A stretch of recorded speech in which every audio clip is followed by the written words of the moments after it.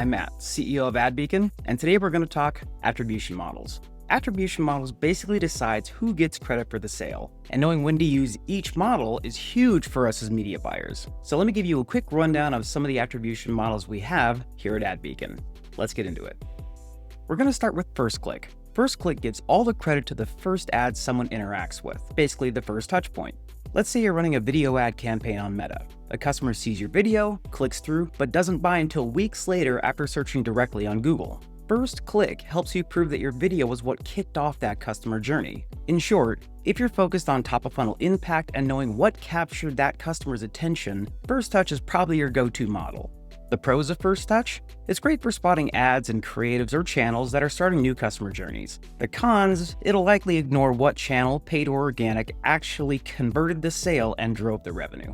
So that was first touch. Let's talk about last touch. Last touch, or last click, gives credit to the final touch point before the sale. Say someone clicks your Meta ad, forgets about it, but comes back later through an email and makes a purchase. Basically, last click is pinpointing your bottom of funnel conversion channel and giving them all the credit. The pros of this is it helps identify what's directly driving conversions and immediate revenue. The cons is it overlooks the earlier ads and marketing channels that created interest and warmed up the audience in the first place. Now let's move on to linear. Linear attribution spreads credit equally across all touch points along the customer journey. Imagine a shopper clicks your Pinterest ad and then visits TikTok and then finally clicks your Meta retargeting ad before actually purchasing.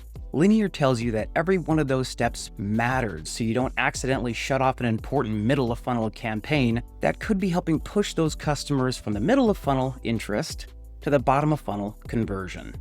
The pros? It shows the full customer journey and keeps the full funnel efforts from getting overlooked. The cons? If you are purely a media buyer that doesn't have any influence on any other marketing channels like organic or direct search, giving credit across the board can sometimes feel like these other channels are getting undue credit. However, when it comes to reporting, we typically recommend using linear because it will account for all of your various campaign touchpoints without inflating final order or revenue numbers when comparing to your e-commerce store data.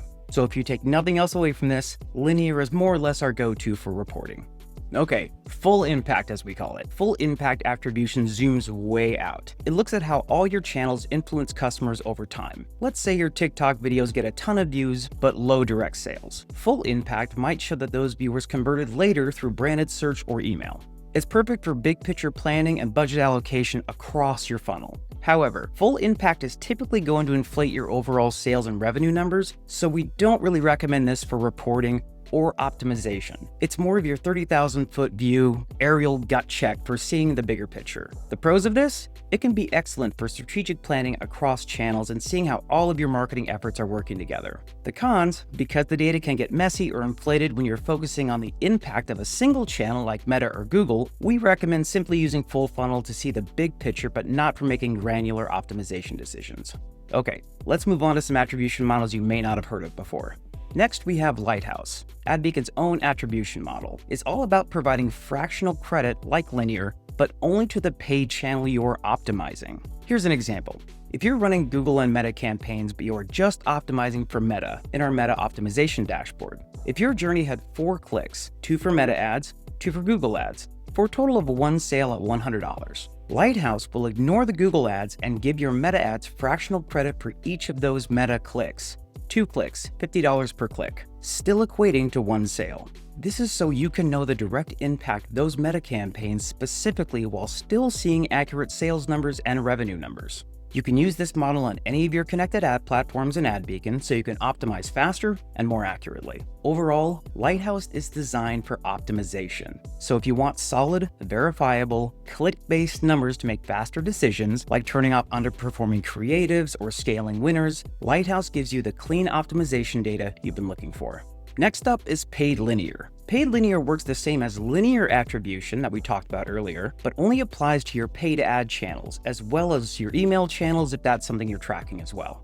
So in short, paid linear attribution gives equal partial credit only to the paid media channels that you're tracking like Meta, Google Ads, TikTok, and email, and removes other channels that may be beyond your control like organic or referral traffic from the equation. So if your agency or team is only focusing on or is accountable for the performance of the paid media side, and you want to provide a more holistic view of how the overall paid media channels are aligning with the goals, your client's goals, this might be the attribution model for you. Finally, we have linear, exclude, direct. Several of our clients came to us with the same question. Are conversions from direct website traffic chipping away at the perceived value of our paid media campaigns? It's a fair question. We've all seen an ad from Google search or Meta, clicked on it, and simply forgot about it or got distracted, only to then go back to the website directly to make a purchase. The paid media channels obviously have an impact, but typically don't get the credit or very little credit because the conversion was marked as a conversion from direct traffic. So we thought, what if we could remove that direct traffic from the equation so the media buyer can see a truer picture of their impact? So that's what we did. The linear exclude direct model lets the media buyer exclude direct website conversions from the mix when there were paid media clicks in the journey.